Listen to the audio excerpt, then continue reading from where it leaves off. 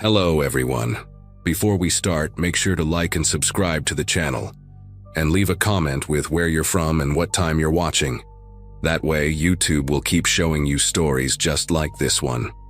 Now, let's begin. The company sent me to Indianapolis in early October for a 3-day training seminar on their new inventory system.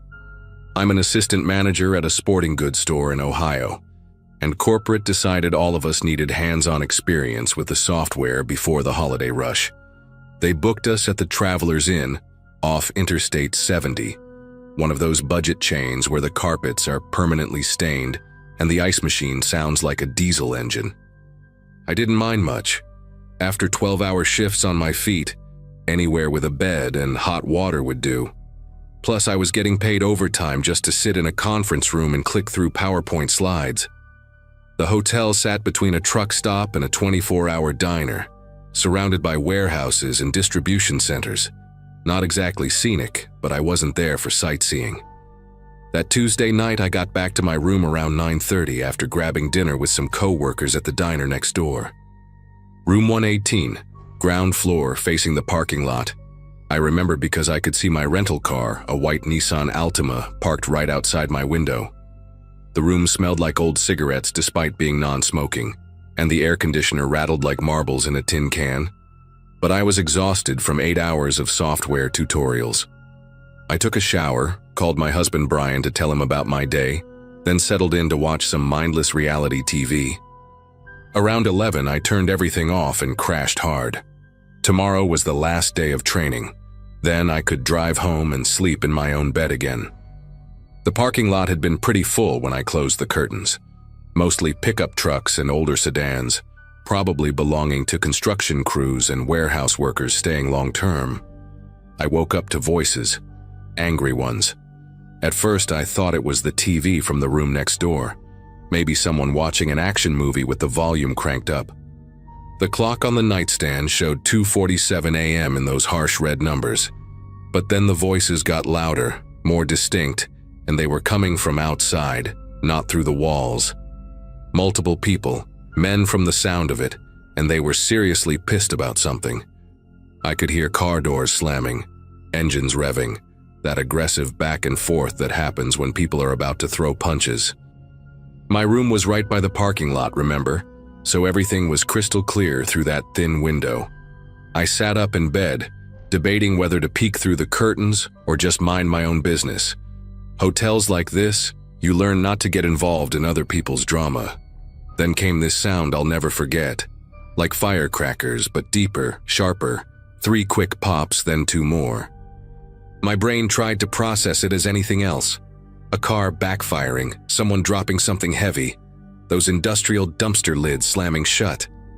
But deep in my gut, I knew exactly what I was hearing. Gunshots. Real ones, not movie ones. The yelling turned to screaming. Car tires screeched and then more shots. Rapid fire this time, like someone just holding down the trigger. I rolled out of bed and hit the floor, my heart hammering so hard I could feel it in my throat. The carpet was rough against my cheek, smelling like decades of spilled coffee and cleaning chemicals. I could see the bottom of the door from where I was lying, that thin strip of yellow light from the walkway outside. That's when the first bullet hit my door. The wood splintered with this horrible cracking sound, and I actually saw the hole appear, jagged and dark, about 3 feet up from the floor. Then another one punched through the window, and glass exploded everywhere. The curtains jerked like someone had yanked them, and cold October air rushed in. I pressed myself flatter against the floor, trying to become part of it, trying to disappear into that nasty carpet. More shots outside, so many I lost count, and the sounds were different now. Some hollow pops, some thunderous booms like different guns all going off at once. A bullet hit the wall above the bed and I heard it tear through the drywall, sending white dust drifting down like snow. My phone was on the nightstand, might as well have been on the moon. I couldn't move, couldn't breathe, couldn't do anything but lie there with my arms over my head. The chaos outside was insane, men shouting orders or threats, I couldn't tell which. Someone was crying, these awful gurgling sounds that made my chest tight. Engines roared to life, tires squealed, and I heard metal crunching like cars were ramming into each other. Another bullet came through the window and I actually felt it pass over me, this weird zip of displaced air that made every hair on my body stand up. The mirror on the wall shattered, raining down in pieces. I could hear people in other rooms now, someone screaming. Doors slamming, feet pounding on the walkway above me as people on the second floor ran for the stairs. But I stayed frozen on that floor, counting my heartbeats, trying to make myself smaller, wondering if Brian would even know what happened to me if I died in this crappy hotel room in Indianapolis. Everything went quiet so suddenly it was almost worse than the shooting. My ears were ringing, this high-pitched whine that made everything else sound muffled and distant. I stayed on the floor, barely breathing, waiting for it to start again. Outside, a car alarm was going off. That repetitive honking that usually annoys the hell out of you, but right then it was proof that the world still existed. I could smell gunpowder, sharp and acidic, mixing with the cold air coming through the broken window. My legs were starting to cramp from being tensed so tight, and I realized I was grinding my teeth so hard my jaw ached. Slowly, carefully, I lifted my head just enough to look around. The room was destroyed, holes in the walls, glass everywhere, the curtains hanging in shreds. The TV had a bullet hole right through the screen, and there was stuffing from the mattress floating in the air like cotton balls. Then I heard sirens, distant at first but getting louder fast. Police, ambulances, the whole cavalry from the sound of it. Red and blue lights started flashing through what was left of my window, painting everything in these crazy, shifting colors. I finally found the courage to crawl toward the nightstand. Glass crunching under my palms and knees, tiny cuts stinging, but I didn't care. I grabbed my phone and dialed 911, even though help was obviously already coming. The operator's voice was so calm, asking if I was injured, telling me to stay low, stay away from windows and doors. I wanted to laugh. My window was gone. My door had holes in it. Where exactly was I supposed to hide? I gave her my room number, told her I was alone, unhurt, but trapped. She stayed on the line, that steady voice keeping me grounded while chaos erupted outside again. Not gunfire this time, but police shouting commands, radios crackling, boots running. For what felt like hours but was probably 20 minutes, I huddled in the corner between the bed and the wall, still on the phone with the 911 operator. She kept asking me questions. Was I bleeding? Could I see anyone outside? Did I hear anyone trying to enter my room? Through the destroyed window I could see cops everywhere, their flashlights sweeping across the parking lot like search beams. There were bodies out there. I could see feet, legs, someone's arm sprawled at an angle that wasn't right. The white rental car next to mine had its windshield spiderwebbed with bullet holes, and there was dark liquid pooling underneath it that I didn't want to think about. An officer finally came to my door, announcing himself loudly before asking if I was okay, if I could open the door. My legs were jelly when I stood up, and I had to lean against the wall to make it to the door. When I opened it, the cop looked like he'd aged 10 years in one night, sweat on his forehead despite the cold, eyes darting everywhere at once. They moved me to the hotel lobby while they processed the scene, gave me one of those metallic emergency blankets that made me look like a baked potato.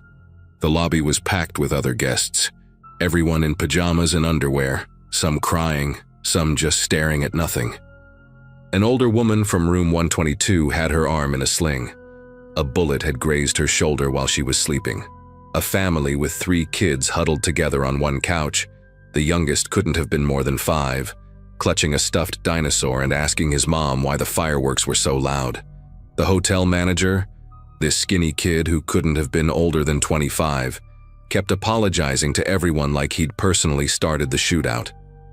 Paramedics were checking people over, cops were taking statements, and through the glass doors I could see the parking lot transformed into a crime scene. Yellow tape everywhere, numbered markers next to shell casings, photographers documenting everything. A detective interviewed me around 5 a.m., a black woman with gray streaks in her hair who introduced herself as Detective Washington. She was thorough but kind, walking me through every second of what I'd heard and seen. Did I recognize any voices? Had I noticed anything unusual earlier in the evening? Could I identify what types of guns from the sounds? I told her everything I could remember, but it all felt jumbled, like trying to describe a nightmare while you're still half in it. She explained that it had been a drug deal gone wrong, two groups who'd arranged to meet in the parking lot, neither trusting the other, both coming armed. 4 people were dead, 3 more in critical condition at the hospital. The hotel had just been collateral damage, wrong place for all of us staying there. She gave me her card, said I might need to give another statement later, maybe testify if it went to trial. The thought of reliving this in a courtroom made me want to throw up. Corporate put me up in a Marriott downtown for the rest of the night, but I didn't sleep. I sat on that pristine bed in that quiet room and shook for hours. Called Brian at 6 a.m., sobbing so hard he could barely understand me. He wanted to drive down immediately, but I told him I just needed to come home. Skip the last day of training. Funny how unimportant software tutorials seem after you've been shot at. The rental car company didn't even question why I needed a different vehicle. Guess they saw the news. That drive back to Ohio was the longest 3 hours of my life, jumping at every loud noise, pulling off twice because I was crying too hard to see the road. 2 weeks later, a victim's advocate called to check on me, gave me numbers for counselors who specialize in trauma. I went to a few sessions, and it helped some. The company offered to let me skip any future travel, and I took them up on it. These days, when I hear fireworks or a car backfire, my whole body tenses up. But I'm here, I'm alive, and that's more than 4 people from that parking lot can say.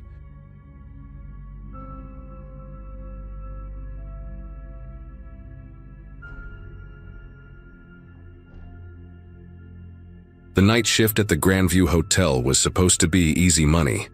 That's what my roommate told me when he got me the job. I was 22, fresh out of college with a useless philosophy degree, and desperate for anything that would help me pay rent while I figured out my life. It was a Thursday in early September, maybe around 2018, and I was only 5 days into the job. The hotel sat right off Highway 41, one of those mid-range places that business travelers used when they didn't want to pay downtown prices.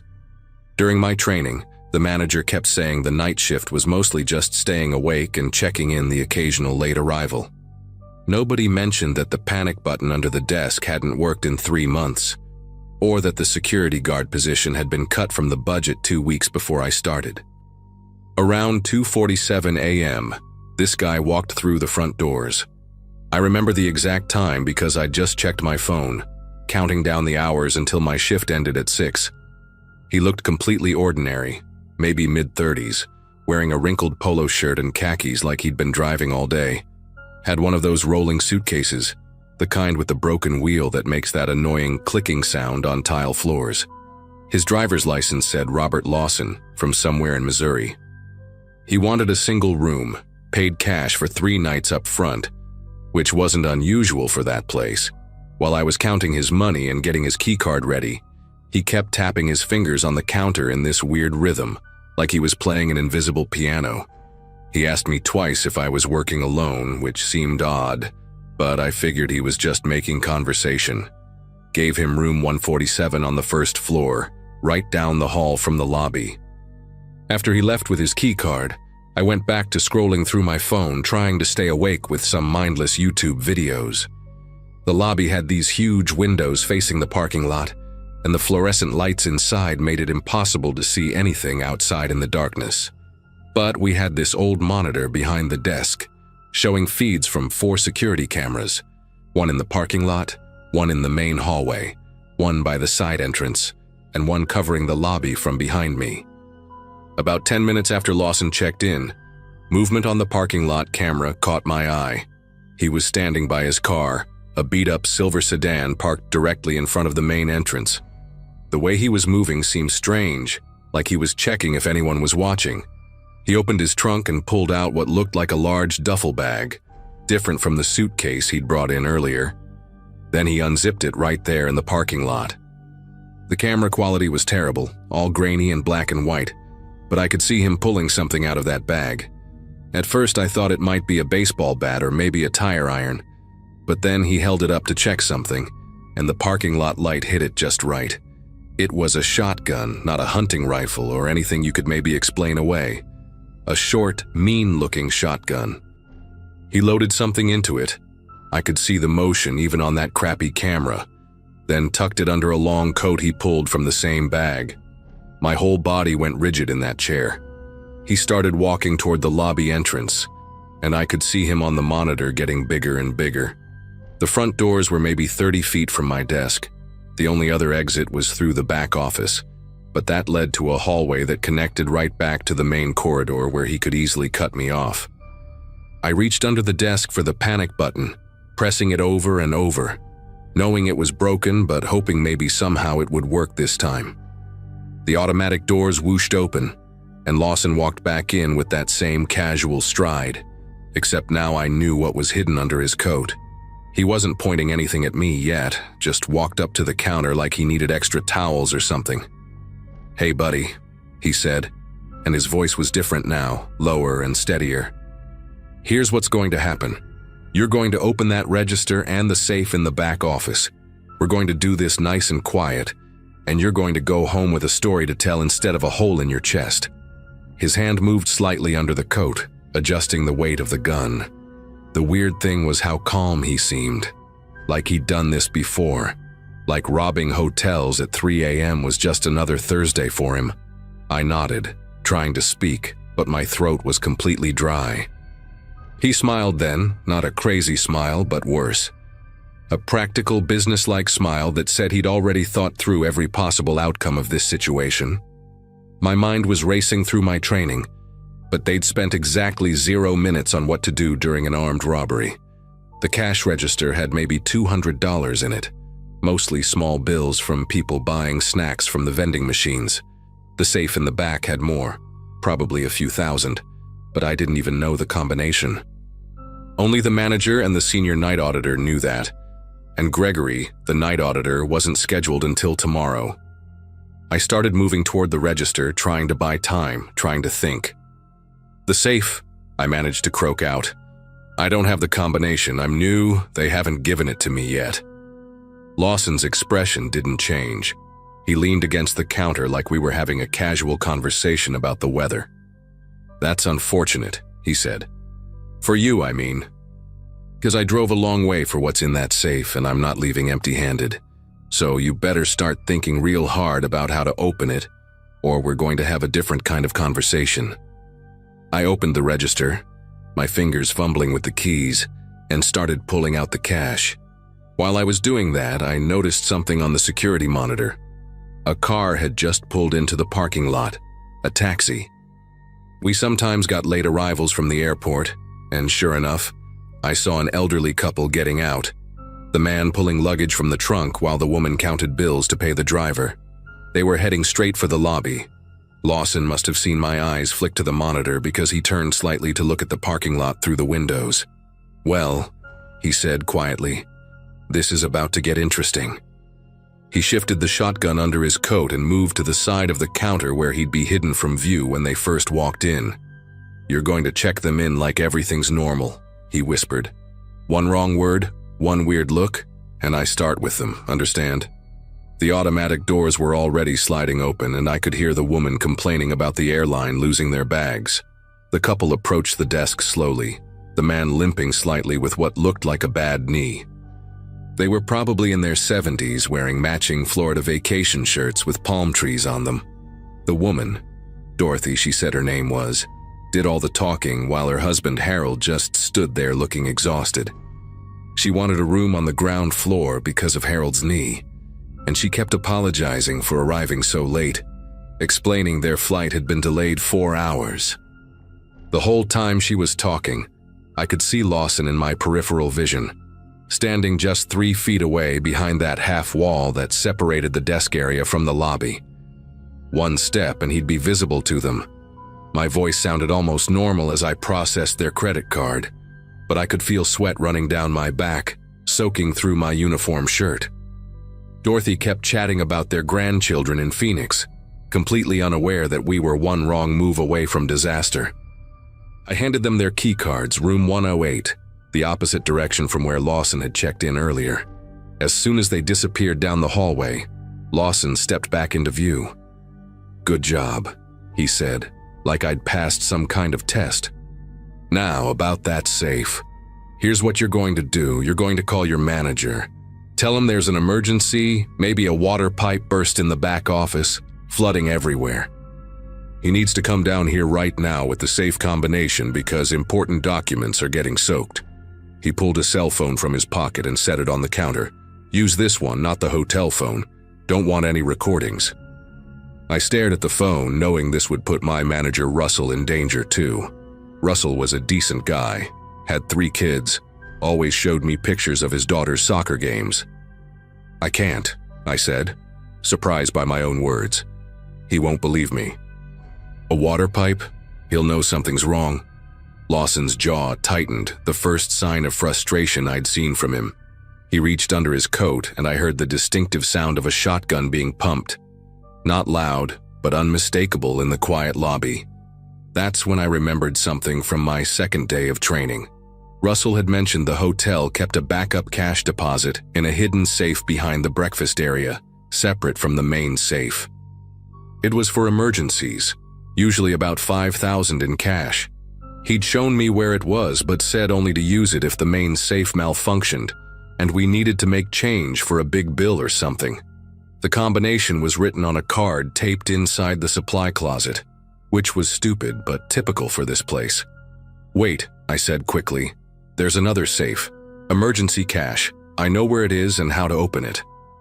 Lawson studied my face, probably trying to figure out if I was lying. "How much?" he asked. $5,000, maybe more if they just made a deposit," I said. It was Thursday, so they might have deposited Wednesday's receipts. He considered this for a moment, then nodded. "Show me. And remember, those old folks are still in the building. Would be a shame if I had to go knock on their door." We walked to the breakfast area, me in front, him staying close enough that I could smell the cigarette smoke on his clothes. The breakfast room was creepy at night. All those empty tables and chairs set up for a meal that wouldn't happen for another 3 hours. The coffee machines were turned off, and the waffle makers sat there like metal mouths waiting to be fed.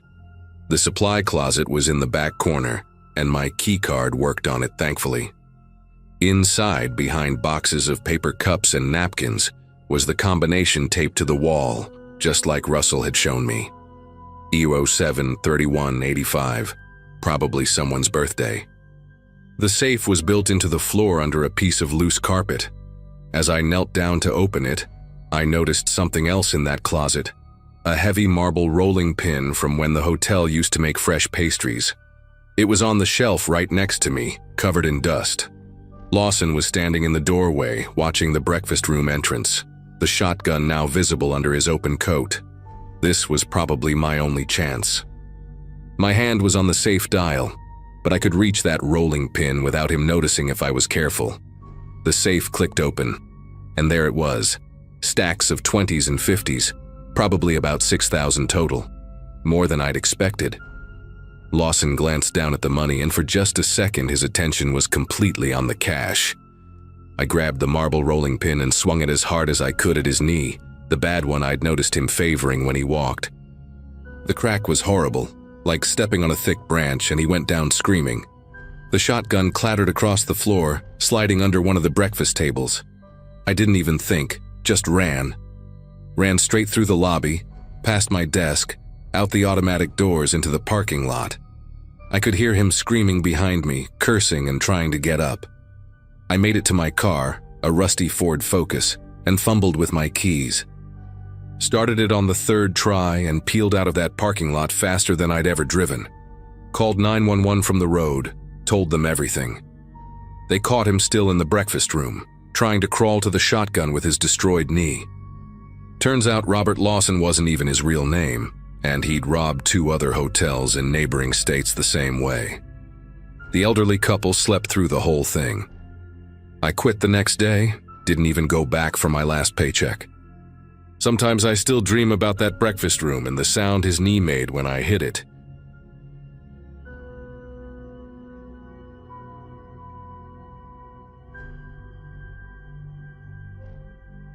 was the middle of July when my sister Melissa and I decided to drive down to visit our grandmother in Alabama. I was 24 at the time, fresh out of nursing school, and Melissa had just turned 21 that spring. We'd been planning this trip for months, setting aside money from our part-time jobs and coordinating our vacation days. The plan was simple: split the 18-hour drive over 2 days, spend a week with Grandma helping her reorganize the house after Grandpa passed, then drive back home to Michigan. We'd done road trips together before, but this was our first time going this far south, just the two of us. The excitement of adventure mixed with the responsibility of being there for family made everything feel significant somehow. We'd been driving since dawn that first day, taking turns at the wheel every few hours, singing along to Melissa's meticulously curated road trip playlist. Around 9 that evening, exhaustion hit us both like a brick wall. We started seeing signs for lodging every few miles along Route 65, each promising clean rooms and continental breakfast. The Blue Ridge Motor Lodge caught our attention with its flickering neon vacancy sign and a price that wouldn't destroy our budget, $49 a night.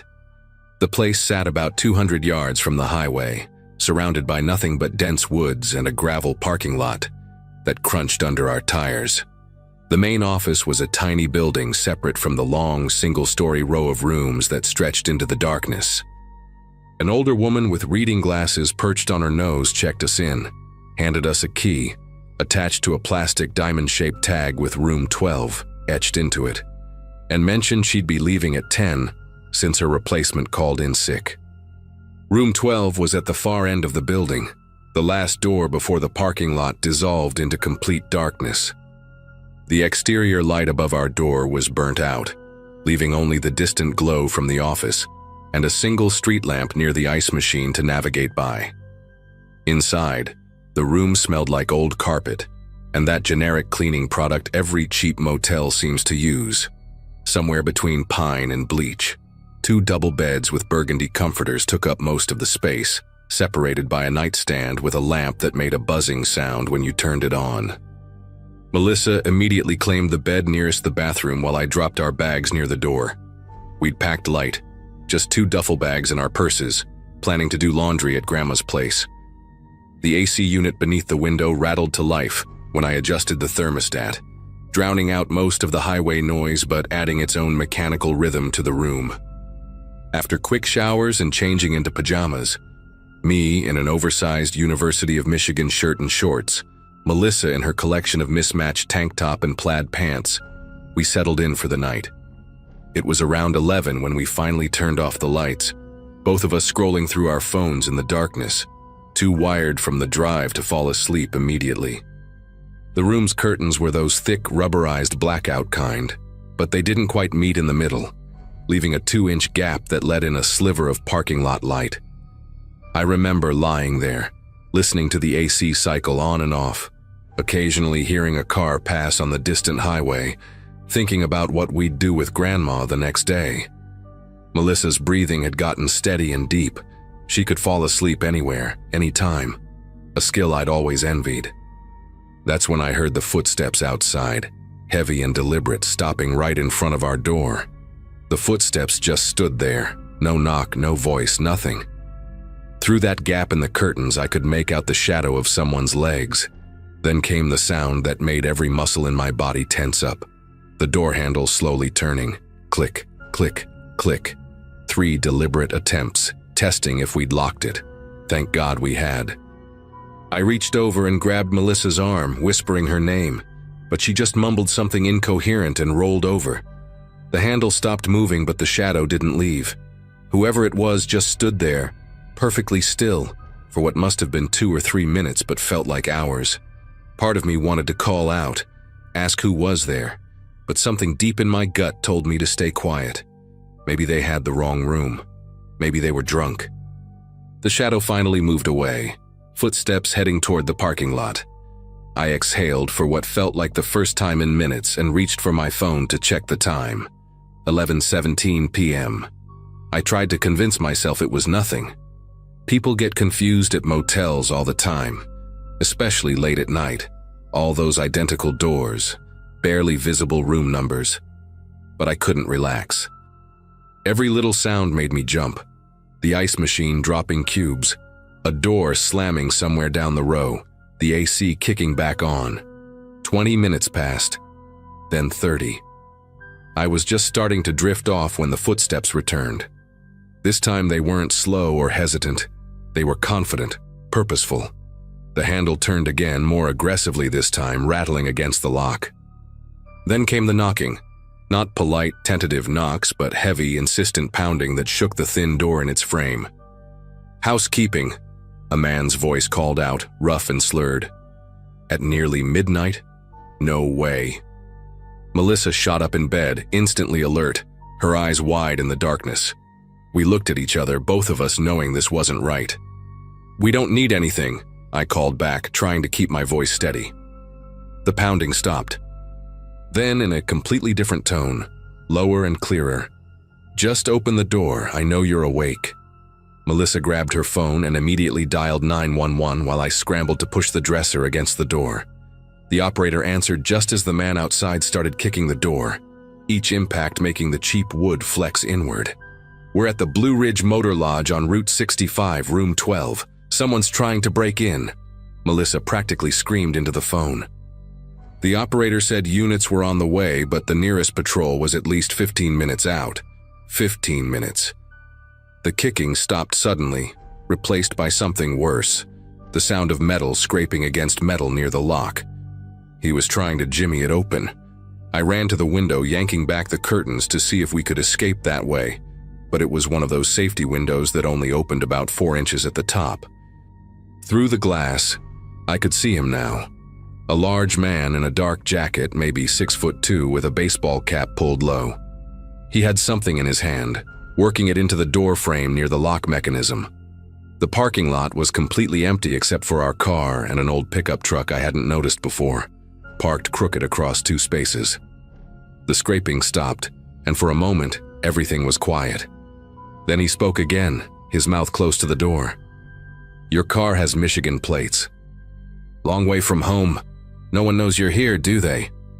That's when real panic set in. He'd been watching us, planning this. Melissa was crying now, still on with 911, and I was trying to think of anything we could use as weapons. The lamp was bolted to the nightstand. The hangers were those useless rounded ones. Then I remembered the bottle of mace in my purse. Dad had insisted I carry it. I grabbed it just as we heard a crack. He'd gotten something through the door frame. The lock was starting to give. Without thinking, I screamed at the top of my lungs, "Fire! Fire! Help! There's a fire!" Something I'd read once about how people respond more to fire than to calls for help. Melissa joined in, both of us screaming. A door opened somewhere down the row, then another. "What's going on?" someone yelled. The man at our door cursed, something guttural and angry, and the pressure on the door suddenly stopped. We could hear him running, heavy boots on concrete, heading toward the parking lot. I rushed to the window again and watched him sprint to the pickup truck. But instead of leaving immediately, he sat there in the driver's seat, engine running, lights off, just watching our room. Other guests had come outside now, an elderly couple from room 8, a woman with 2 kids from room 10, all looking confused and alarmed. The woman was on her phone, probably calling 911 too. But the man in the truck wasn't leaving. He was waiting. Melissa was explaining to the operator that he was still in the parking lot, and they told us to stay in the room, keep the door barricaded. Then, maybe 3 minutes later, he did something that still makes me sick to think about. He got out of the truck, walked calmly to the elderly couple, and started talking to them, gesturing toward our room. I couldn't hear what he was saying, but he was pointing at our door, shaking his head, looking concerned, playing the victim somehow. The old man seemed to be buying it, nodding along. That's when I cracked the window and yelled, "He tried to break into our room. Don't believe him. We called the police." The man's head snapped toward our window, and even from 40 feet away, I could see his expression change, from fake concern to pure rage. He said something quick to the elderly couple and started walking back toward our room, not running this time, but striding with this terrifying determination. The elderly woman pulled her husband back inside their room. The mother grabbed her kids and disappeared too. It was just him, us, and the empty parking lot again.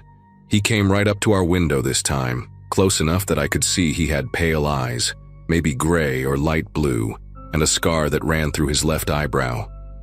"You're making a mistake," he said, his voice calm but with this underlying threat that made my skin prickle. "I was just trying to help.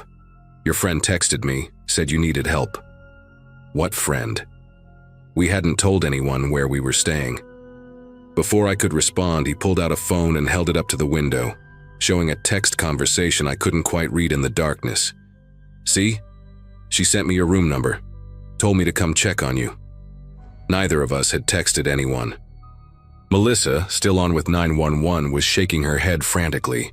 This man was completely delusional, or an incredibly practiced liar. That's when we heard the sirens in the distance.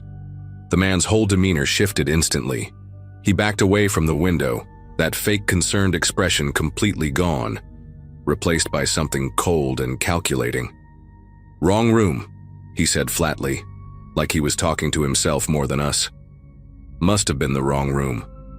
He walked back to his truck with this unnatural calmness, taking his time like he had nothing to hide. But just before getting in, he turned back and looked directly at me through the window. He didn't say anything, just stared for maybe 5 seconds, like he was memorizing my face. Then he got in the truck and drove away. No rush, no squealing tires. Just pulled out of the parking lot and headed north on the frontage road, away from the approaching sirens. I kept watching until his taillights disappeared into the darkness, terrified he might circle back. The police arrived about 2 minutes after he left, 2 patrol cars with lights flashing, filling the parking lot with red and blue. Melissa finally stopped shaking enough to unlock the door and let them in. The officers took our statements, examined the door frame where he'd damaged it trying to break in, and put out a description of the truck and the man. They found scratches and tool marks on the lock mechanism, confirming someone had definitely tried to force entry. One officer, a younger guy named Officer Daniels, told us this was the 3rd report they'd had in 2 months about attempted break-ins at motels along this stretch of highway, always targeting women traveling alone or in pairs. They never caught the guy. The motel owner, who showed up about an hour later in pajamas and a windbreaker, moved us to a room right next to the office and had his son stay in the office all night to keep watch. We didn't sleep. We sat on one bed together, backs against the headboard, taking turns staying alert while the other dozed off for minutes at a time. At first light, around 5:30 a.m., we packed up, got in our car, and drove the remaining 8 hours to Grandma's house without stopping except for gas. We never found out who that man was or what he really wanted, though I can guess.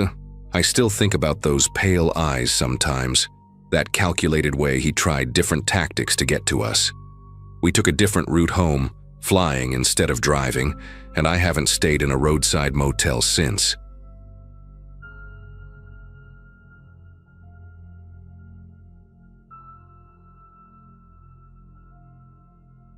I'm a traveling nurse, and last month I was driving through Nevada on my way to a new assignment in Colorado.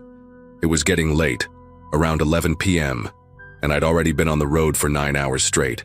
My eyes were burning from staring at the endless stretch of highway, and I knew I needed to stop for the night. I pulled off at an exit that had a cluster of motels and gas stations. Nothing fancy, just the typical roadside setup you see in the middle of nowhere. I picked the Desert View Motel because it had the most cars in the parking lot, figuring that meant it was at least decent enough for other travelers. The place looked tired but clean, with faded turquoise paint peeling off the walls and a flickering neon sign that buzzed like angry wasps. I was exhausted, planning to grab maybe 6 hours of sleep before hitting the road again at dawn. The woman at the front desk had bleached blonde hair with dark roots showing and chewed gum while she processed my credit card. She handed me a key attached to a plastic diamond-shaped tag with the number 217 on it, told me ice machines were at the end of each floor, and went back to watching something on her phone. Room 217 was on the 2nd floor, 3 doors from the stairwell. The hallway carpet had this nauseating pattern of burgundy swirls that probably hadn't been replaced since the 80s. I remembered dragging my suitcase past room 215, hearing a TV blaring through the thin walls. Some game show with lots of applause and bells ringing. When I got into my room, it smelled like old cigarettes masked by cheap air freshener, that artificial cherry scent that makes your throat itch.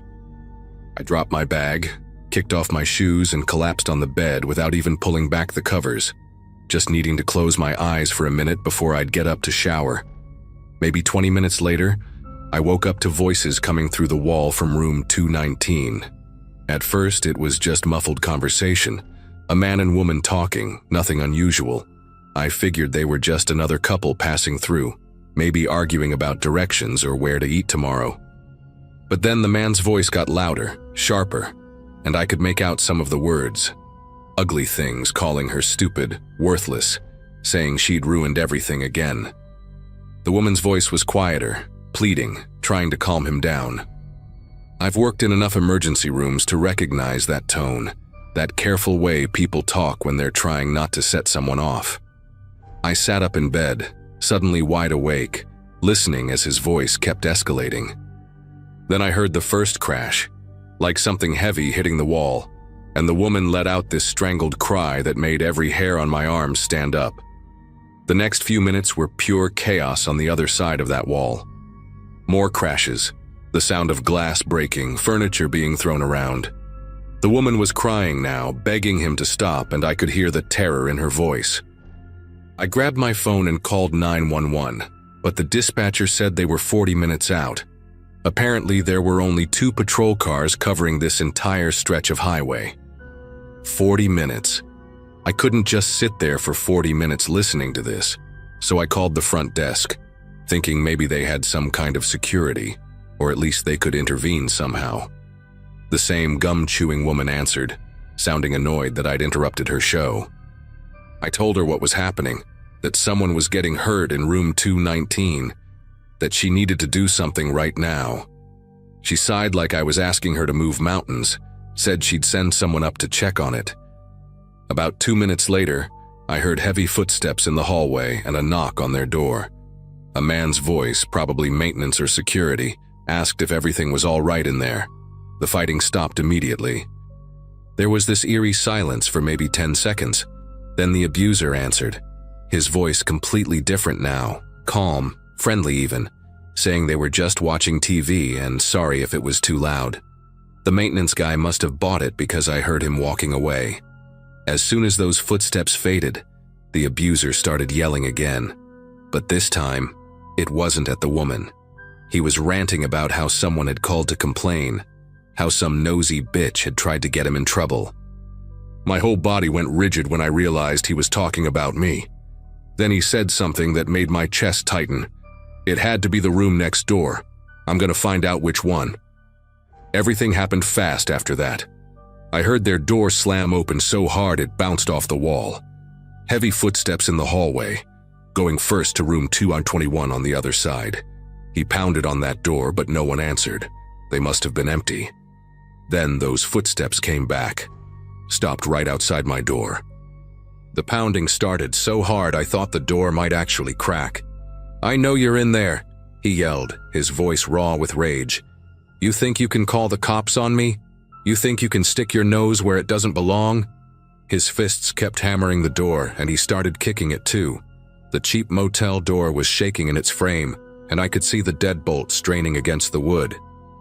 I backed away, grabbed my car keys and phone, trying to think straight while this maniac was trying to break down my door. The woman from 219 was in the hallway now too. I could hear her crying, begging him to come back to the room, telling him he was making things worse. I called 911 again, practically screaming at the dispatcher that he was trying to break into my room, that I needed help now. She said units were en route, still 25 minutes out, and asked if I could get to a safe location. Safe location? I was on the second floor with only one stairwell nearby, and he was right outside my door. The window in my room had one of those safety stops that only let it open about 4 inches. No way I could squeeze through. The bathroom had no window at all, just a ventilation fan that rattled when you turned on the light. I could hear the wood around the deadbolt starting to splinter. He must have been over 6 feet tall and built like a linebacker because the whole door frame was bending with each impact. The woman outside was screaming now, telling him the cops were coming, pulling on his arm, trying to get him away from my door. I heard him shove her hard. She hit the opposite wall with a thud and went quiet for a moment. That's when I made a decision that probably saved my life. I grabbed the desk chair, one of those heavy wooden ones, and wedged it under the door handle as an extra barrier. Then I called the front desk again. The woman answered on the first ring this time. She must have heard the commotion even from downstairs. I told her I was going to make a run for my car, that she needed to be ready to lock the lobby doors behind me if he followed. She started to protest, but I hung up and got ready. I put my car key between my fingers like I'd learned in a self-defense class years ago, tucked my phone in my pocket, and stood by the door listening. He was still pounding, but I could hear him getting winded, his breathing heavy and ragged. The woman was back on her feet, pulling on him again, and for just a moment he stepped back from my door to push her away again. That was my chance. I yanked the chair away, turned the deadbolt, and threw the door open. He was about 3 feet away, his back to me as he grabbed the woman by her shoulders. She had a swollen eye already turning purple, blood running from her nose onto a Garfield nightshirt that was ripped at the collar. The second he heard my door, he spun around and I got my first clear look at him. Maybe 35, unshaven, wearing jeans and a wife beater stained with what looked like beer. His eyes were bloodshot and wild, pupils dilated huge. The hallway reeked of alcohol and sweat. For half a second, we just stared at each other. Then I bolted toward the stairwell. I could hear him right behind me, his work boots thundering on that ugly carpet. I hit the stairs, taking them 3 at a time, using the railing to swing myself around the landing. My ankle twisted on the last step, but I kept going, adrenaline blocking out the pain. The parking lot was darker than I remembered, only a few yellow streetlights creating pools of dim light between long shadows. My car was parked in the middle section, a blue Nissan Altima that had never looked so beautiful. I could hear him burst through the stairwell door behind me, cursing and screaming threats about what he'd do when he caught me. The asphalt was still warm from the day's heat, and I remember the smell of oil and hot rubber as I sprinted between the cars. Other guests must have heard the commotion because I saw curtains moving in several windows, faces peering out, but nobody came to help. I made it to my car, fumbled with the key fob, and heard that blessed beep as the doors unlocked. I threw myself inside, slammed the locks just as he reached the car. He started pounding on the driver's side window with both fists, his face inches from the glass, spit flying as he screamed at me. The window was vibrating so hard I thought it might shatter. My fingers were trembling so badly I could barely get the key in the ignition. He moved to the front of the car, slamming his palms on the hood, then picked up a rock from the landscaping and raised it over his head. That's when I got the engine started, threw it in reverse, and floored it.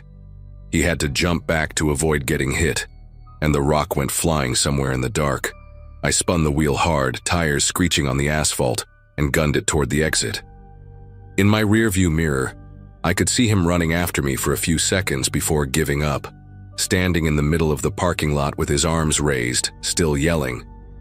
The woman had come outside too, standing by the stairwell door, hunched over and holding her ribs. I wanted to stop for her, to take her with me, but I knew if I stopped he'd catch up. I had to leave her there, and that still eats at me. I drove straight to a well-lit gas station about 2 miles down the highway, and parked right in front of the doors where the cameras could see everything. Called 911 again, told them where I was, what had happened. While I waited, I called the motel and asked about the woman. The desk clerk said she'd gone back to the room with him, that they'd refused to open the door when the maintenance guy went back up. The police finally showed up about 15 minutes later, took my statement, said they'd send units to the motel. I found out later they arrested him for domestic battery and criminal threats, but the woman wouldn't press charges. She left with him the next morning. I think about her sometimes, wonder if she ever got away, if she's even still alive. I never stayed at a roadside motel again after that night. I'll drive exhausted for hours just to reach a proper hotel in a populated area. The sound of someone pounding on a door, any door, still makes me nauseous. I know I did the right thing by calling for help, but I learned that sometimes doing the right thing puts a target on your back.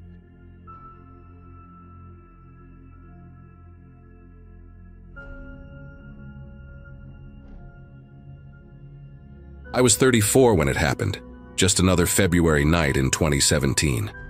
I'd been selling medical equipment for about 6 years by then, covering most of the Midwest territory. The job meant spending at least 15 nights a month in different hotels, everything from decent chains to those sketchy motels where the ice machine never works, and the carpet has stains you don't want to think about. That particular Monday, I'd checked into a mid-range place just outside Minneapolis, one of those generic 3-story buildings with exterior corridors and doors that face the parking lot. Room 237, second floor, right next to the stairwell. I remember being exhausted after driving 7 hours from my previous appointment in Des Moines, barely managing to grab a burger from the drive-thru before collapsing into bed around 11. The digital clock on the nightstand read 2:47 a.m. when I heard it, the distinctive click of a keycard reader accepting a card. You know that mechanical sound, the one that's followed by the green light and the heavy clunk of the lock disengaging. Except I hadn't ordered room service, hadn't called for anything, and housekeeping sure as hell doesn't come around at that hour. My brain tried to rationalize it at first, that foggy, half-awake state where you're not sure what's real. Maybe someone had the wrong room. Maybe it was the maintenance guy checking something. But then I heard the door handle turn. That slow, deliberate movement like someone was trying to be quiet. The door pushed open inch by inch, and the hallway light created this thin vertical line that gradually widened across the carpet. I stayed completely still, every muscle in my body tensing up like a coiled spring. Through barely open eyelids, I watched a figure step into my room. A man, probably 6 feet tall, wearing what looked like a maintenance uniform, though something about it seemed wrong even in the dim light. He had this peculiar way of moving, taking these measured steps like he was counting them, and his head kept tilting at odd angles, as if he was listening for something. The door clicked shut behind him, and suddenly the room was dark again, except for the faint glow from the alarm clock and the thin strip of light under the bathroom door I'd left on. He just stood there for what must have been 30 seconds, but felt like hours, and I could hear his breathing. Not heavy or labored, but deliberate, controlled, like someone practicing meditation. The strangest part was how methodical he was. He didn't rush to grab my wallet on the dresser or go for my laptop bag propped against the wall. Instead, he moved to the corner near the window and just waited. I could make out his silhouette against the curtains, standing perfectly still like he was part of the furniture. My phone was on the nightstand, maybe 18 inches from my right hand, but reaching for it would mean moving, and moving would mean he'd know I was awake. The rational part of my brain kept screaming at me to do something, to yell, to jump up, to grab the lamp and defend myself. But there was something about the way he carried himself, this eerie calmness that made me think he might have a knife or worse tucked into that uniform. Then he started doing something I'll never forget. He pulled out what looked like a small notebook and a pen light, the kind doctors use to check your pupils. The beam was narrow, focused, and he began scanning the room with it systematically. First the walls, then the floor, occasionally pausing to write something down. The light passed over my face twice, and both times I fought every instinct to flinch or close my eyes tighter. He spent extra time examining the area around my suitcase, even crouching down to inspect the zipper pulls without actually touching anything. When he aimed the light at the mirror above the dresser, I caught a glimpse of his face in the reflection. Mid-40s maybe, clean-shaven, with these deep-set eyes that seemed completely focused on whatever he was documenting. He had this small scar running through his left eyebrow, the kind you'd get from a bar fight or a childhood accident. After about 10 minutes of this bizarre inspection, he moved closer to the bed. I could smell him now, not body odor or cologne, but this weird chemical smell, like industrial cleaner mixed with something metallic. He stood at the foot of the bed, and I heard the notebook pages rustling as he wrote more notes. My left foot was maybe 6 inches from the edge of the mattress, and I became hyper-aware of it, terrified that any involuntary twitch would give me away. He started mumbling to himself, too quiet for me to make out the words. But the tone was conversational, like he was explaining something to someone who wasn't there. Then he did something that made my heart pound so hard I was sure he'd hear it. He reached into his pocket and pulled out what looked like a hotel keycard, but it had all these wires attached to it, connected to some kind of small electronic device. He walked back to the door and inserted the modified keycard into the reader. Instead of the usual beep, there was this series of rapid clicks, and then he opened the door slightly and wedged something under it. Looked like a rubber doorstop. The hallway was empty from what I could see, just the ugly geometric pattern carpet and the ice machine humming in the distance. He left the door cracked open about 2 inches and returned to his spot by the window. But this time he was facing the bed directly.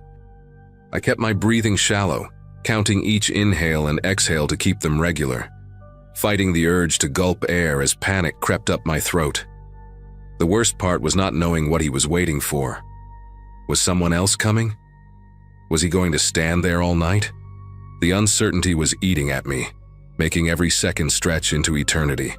That's when I heard footsteps in the hallway, multiple sets, moving quickly but quietly. Through the crack in the door, I saw shadows passing by, and then someone whispered something sharp and urgent. The man in my room responded with 3 distinct knocks on the wall, 2 quick, 1 slow, like some kind of signal. Suddenly, he moved with purpose, sliding something under my mattress near the headboard. I felt the mattress shift slightly from whatever he'd placed there, something flat and rigid. He then grabbed his notebook, shoved it in his pocket, and headed for the door. But before leaving, he turned back and stared directly at me for what must have been 5 full seconds. Even in the darkness, I could tell he was looking right at my face, and I used every ounce of willpower to keep my eyes steady, my breathing regular, playing dead better than I'd ever done as a kid. The door clicked shut and I heard multiple footsteps moving away down the corridor, then down the stairs. I stayed frozen for another 5 minutes, maybe 10. I couldn't tell anymore. My whole body was trembling now, adrenaline making my muscles twitch and jump. When I finally worked up the courage to move, I grabbed my phone and immediately called 911. While waiting for the police, I turned on every light in the room and checked under the mattress. What I found made no sense at all. A manila envelope sealed with a single word written on it: payment. Inside was exactly $3,000 in $100 bills and a business card with no name. Just a phone number with an area code I didn't recognize. The bills looked real, felt real, even had consecutive serial numbers. My mind was racing, trying to make sense of it. Was this some kind of drop? Had they used my room as a dead drop for something illegal? The police arrived within 15 minutes. 2 officers who looked like they'd rather be anywhere else at 4 in the morning. They took my statement, examined the room, bagged the money and card as evidence. One of them, Officer Hoffman, a guy about my age with tired eyes, told me they'd been having issues with identity theft rings using hotels for their operations. Apparently, these groups would break into rooms, plant evidence or contraband, then retrieve it later to avoid direct handoffs. But when they ran the keycard logs, things got weird. According to the hotel's system, no one had accessed my room after I checked in. The manager, this nervous woman named Angela who kept apologizing, swore their system was foolproof, that every entry was logged. She even showed us the computer records. According to their data, my door never opened between 11 p.m. when I entered and 4:15 a.m. when the police arrived. They moved me to another room for the rest of the night, but I didn't sleep. I couldn't stop thinking about that modified keycard device, how it apparently bypassed the hotel's system completely. Around 6 a.m., Officer Hoffman called me with an update that made everything even stranger. The phone number on the card? It belonged to a medical equipment company in Illinois, the same company I was supposed to visit for a sales pitch that afternoon. When they contacted the company, the owner, a man named Douglas Crawford, claimed he'd never heard of me and had no appointments scheduled with any sales reps. But here's the thing. I had emails from him, dating back 3 weeks, setting up this exact meeting. When I showed the police the emails, they found that the domain was spoofed, The whole correspondence was fake. Someone had been planning this for weeks, maybe months, orchestrating an elaborate scheme to get me to that specific hotel on that specific night.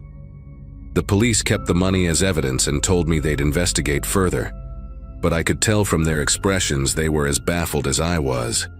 I canceled all my appointments for the week and drove straight home to Wisconsin, checking my mirrors constantly, paranoid that someone was following me. Over the next few days, I discovered more inconsistencies.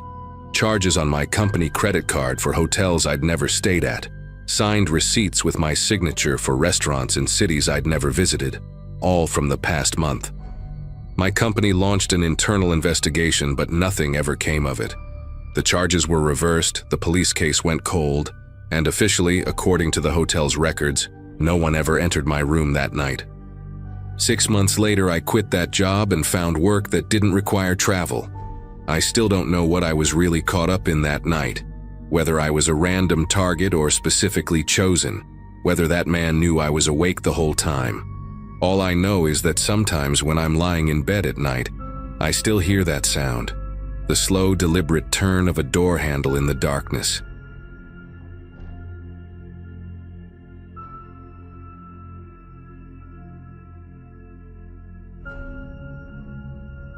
I worked the night shift at the Sunset Lodge for 6 years before everything changed. It was March of 2022, and I was 34, living in a small town in Montana where nothing exciting ever happened. The lodge sat right off Interstate 90, one of those budget places that truckers and families on road trips would use for a quick overnight stay. My job was simple enough: check people in, handle complaints about the ice machine, occasionally deal with drunk guests trying to sneak into the pool after hours. I lived in a studio apartment 5 minutes away, had a routine that never changed, and honestly thought I'd probably work there until I retired. The pay wasn't great, but the job was easy, and my manager, Frank, was decent enough to work for. Most nights I'd bring a book or watch Netflix on my phone during the dead hours between 2 and 5 a.m. when nobody ever showed up.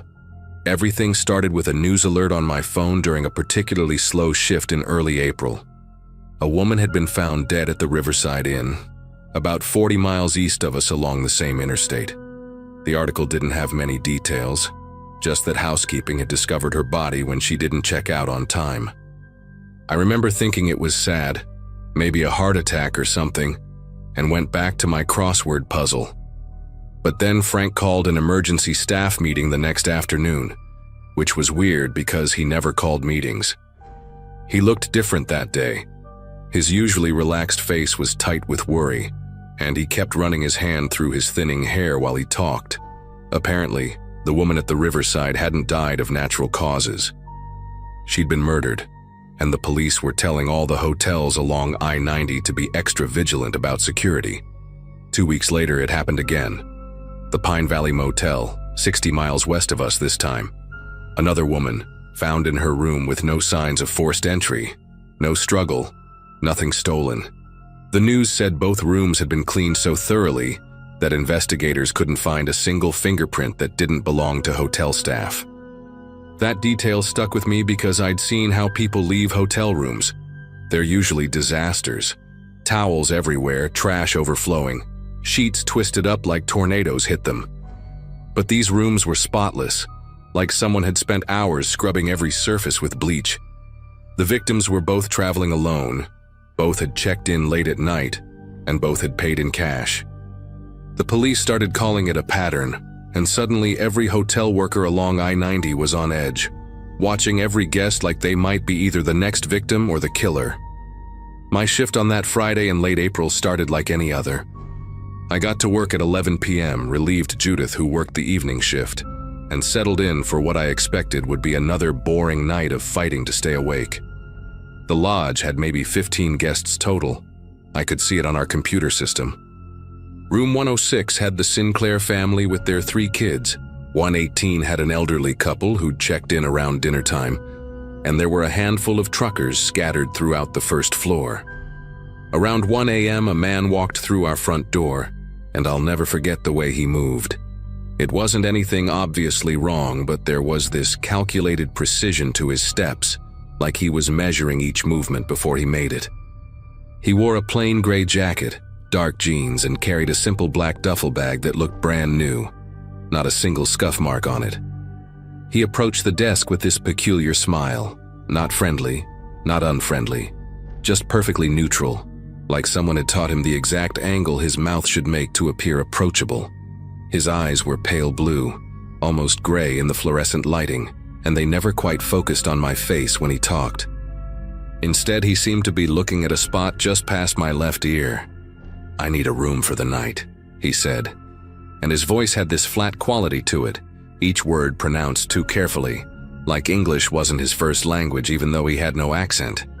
When I asked for his ID and credit card, he pulled out a wallet that was also brand new, the leather still stiff, no worn edges, no receipts or photos tucked inside. His driver's license said James Whitmore from Pennsylvania, but the picture barely looked like him. Not different enough that I could refuse it, but just enough that it made me pause. I gave him room 214, second floor at the far end of the hallway. As I handed him the key card, our fingers briefly touched, and his skin was oddly cold and completely dry, like shaking hands with someone wearing latex gloves. He thanked me with that same measured voice and headed for the elevator, his footsteps eerily silent on our worn carpet. I watched him on our security monitor as he went up to the second floor, and here's where things got strange. Instead of going straight to his room, he stood in the hallway for almost 5 minutes, just standing there, not checking his phone, not looking around, just standing perfectly still facing the wall. Then, as if someone had flipped a switch, he suddenly moved again, walked to his door, and disappeared inside. The whole thing made me uncomfortable enough that I decided to do something I'd never done before in 6 years. I started watching the security cameras more closely. Around 2:30 a.m., a woman checked in.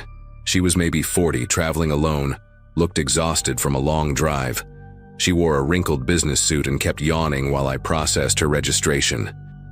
Her name was Diana Morrison, heading to Seattle for a conference, and she asked specifically for a quiet room away from the elevator.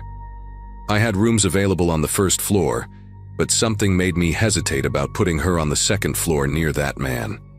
Call it intuition or paranoia from all the recent news, but I gave her room 108 downstairs. She paid in cash, mentioned her credit cards were maxed out from business expenses, and headed to her room pulling a small red suitcase behind her. I went back to monitoring the cameras, switching between different views every few minutes. The man in 214 hadn't left his room, no lights showing under his door, nothing unusual, but I kept watching anyway. At exactly 3:15 a.m., I saw him emerge from his room on the monitor. He was wearing different clothes now, a black jacket and baseball cap that obscured his face from the cameras. But it was definitely him. I recognized that strange, measured walk. He didn't take the elevator this time. Instead, he used the stairs at the far end of the hallway, the ones that led down to the side exit near the parking lot. I switched camera views and watched him walk across the lot, but he didn't go to any car. He just walked to the edge where our property met the woods, stood there for maybe 30 seconds, then turned around and came back inside through the same door. This time, though, he didn't go back to his room. He went to the vending machine area on the first floor and stood there, not buying anything, just standing in that same unnaturally still way. From that position, I realized he had a clear view down the hallway where Diana Morrison's room was located. My mouth went dry as I watched him stand there for 20 minutes straight, never moving, never shifting his weight, just watching that hallway like a statue. I picked up the phone to call Frank, then put it down. What would I say? That a guest was acting weird by the vending machines? That wasn't illegal. I couldn't call the cops because someone gave me bad vibes. But then I remembered something from Frank's emergency meeting. The police had said both previous victims had called the front desk in the middle of the night to report someone trying their door handle. Both times, when security checked, nobody was there. I pulled up our door access log on the computer, something I'd only learned how to do during training but never actually used. Room 214 showed multiple exit and entry records, but what caught my eye was something else. The system showed keycard attempts at 3 different rooms on the first floor. All declined because his card only worked for 214. He'd been trying to get into other rooms. I immediately called the police. While the phone rang, I kept my eyes glued to the monitors, watching the man still standing by the vending machines. The dispatcher answered, and I tried to keep my voice steady as I explained the situation. The recent murders, the strange guest, the attempted entries into other rooms. She said she'd send a patrol car to check things out, maybe 15 minutes. I hung up and looked back at the screen, but he was gone. My heart started pounding as I frantically switched between camera views. Nothing in the hallways, nothing in the parking lot, nothing in the stairwells. Then I heard it, the soft ding of the elevator arriving at the lobby. The elevator I could see on my screen, which showed it was empty. But I heard those doors open and close right there in the lobby with me. The sound came from maybe 20 feet away, but there was nobody there. I stood up from my chair, grabbing the baseball bat Frank kept under the desk, and that's when all the lights in the lobby went out. The emergency lighting kicked in after 2 seconds, casting everything in a dim red glow. My computer was still running on battery backup, the screens providing the only real light. I could hear footsteps now, slow and deliberate, coming from the direction of the first floor hallway. Not from the elevator, but from the corridor that led to Diana Morrison's room. I gripped the bat tighter and moved toward the hallway, every instinct screaming at me to run, but knowing I couldn't leave Diana or the other guests in danger. As I reached the corner, I saw him at the far end of the hallway, trying Diana's door handle. She must have heard it because I heard her voice from inside, asking who was there. He didn't answer, just kept slowly turning the handle, testing it. I shouted at him to step away from the door, and he turned to look at me. In the red emergency lighting, his face looked completely blank, no expression at all, like a mannequin. He started walking toward me with that same measured pace, and I raised the bat, yelling that the police were on their way. He stopped about 10 feet from me and tilted his head slightly, like a dog hearing a strange sound. Then he spoke, and his voice was different now, no longer flat but almost melodic, rehearsed. "You should have minded your own business. Check in, check out, that's all you needed to do." He reached into his jacket and I swung the bat without thinking, pure adrenaline taking over. I missed him completely, but it made him step back. We stood there for what felt like hours but was probably seconds. And then I heard the beautiful sound of sirens approaching. His head snapped toward the front entrance, and without another word, he turned and ran. Not that measured walk anymore, but a full sprint toward the side exit. I ran after him, still carrying the bat, and saw him disappear into the woods just as the police cars screeched into our parking lot. They found him 3 hours later, hiding in a drainage pipe about a mile away, still carrying his black duffel bag filled with cleaning supplies, zip ties, and a collection of hotel key cards from different chains. Turns out his real name was Vincent Garrett, and he'd been a night janitor at a hotel chain for 15 years before they laid him off. The police said he'd developed an obsession with hotel cleanliness and had some twisted idea about purifying hotels of solo female travelers he deemed unworthy of the rooms. He'd been using stolen master key cards and employee access codes he'd collected over the years, which explained how he got into those other hotels without forcing entry. The FBI linked him to 5 murders across 3 states, all along major interstate routes. Diana Morrison was safe, though she was pretty shaken up when she learned how close she'd come to being victim number 6. I quit the Sunset Lodge 2 months later, not because I was scared, but because I couldn't walk those hallways without seeing him standing there in that unnatural way. Frank understood, gave me a good reference, and I work at a bookstore downtown now. Sometimes I'd drive past the lodge and see new people working the night shift through the window, and I wonder if they know what almost happened there. I never told the full story to anyone except the police, and now you folks here.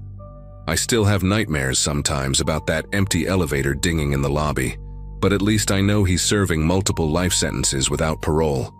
They never did figure out how he made the lights go out that night, but honestly, I don't want to know.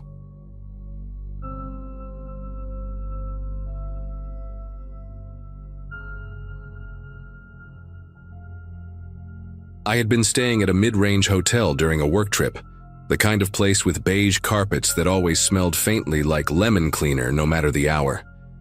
At the time, I was juggling long shifts and trying to prepare a presentation, so most evenings I'd return exhausted, just grateful that the bed was made and fresh towels were waiting.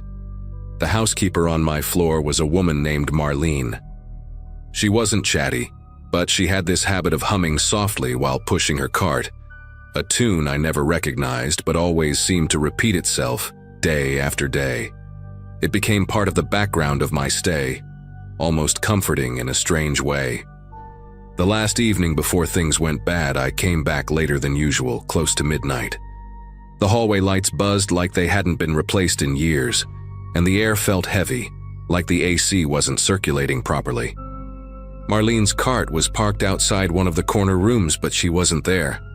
I thought it was odd since housekeeping usually wrapped up hours earlier, but I figured maybe someone requested extra service.